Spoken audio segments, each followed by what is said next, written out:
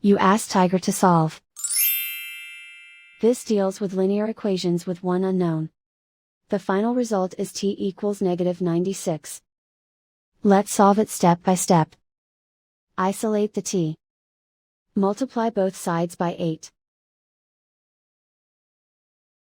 Group like terms. Multiply the coefficients. Simplify the arithmetic.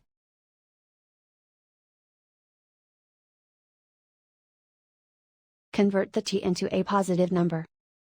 Multiply both sides by -1.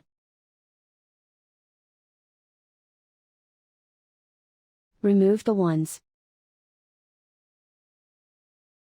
Simplify the arithmetic. And so the final result is t equals -96.